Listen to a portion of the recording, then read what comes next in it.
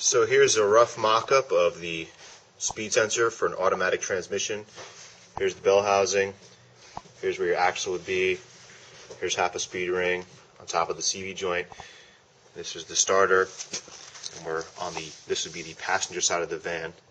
And you can see I have the piece of metal here on the lower stud on the starter, or in this case it's a bolt. And then I have the speed sensor mounted to the metal bracket. Everything is loose. I can pivot this, I can pivot this. So the important thing here is to have, if you can see it, but those two little nubs on the non-potted side. The non-potted side means the smooth plastic, not the shiny plastic side. If you can see there, that's the potted side. We don't want this side facing the ring. We want the non-potted side facing the ring.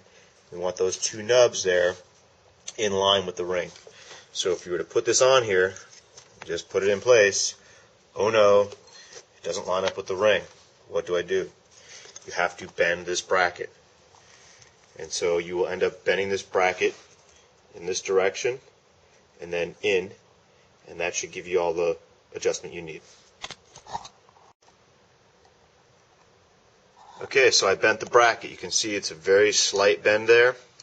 All I did to do that was take a pair of channel locks, and I carefully grabbed the bracket and I bent it backwards until when I pivot this guy, it lines up and the face is in line with the speed sensor.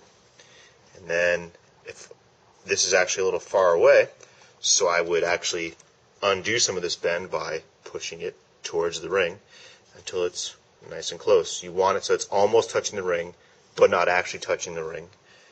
And that's actually pretty good. That may be a little far. And you'll be able to tell if it's working or not when you hook up your SCT or if you have a scan gauge and it reads speed. And that's it. I would go ahead and tighten this bolt up here. I would go ahead and tighten this up here. Check again that it didn't move. And that's it.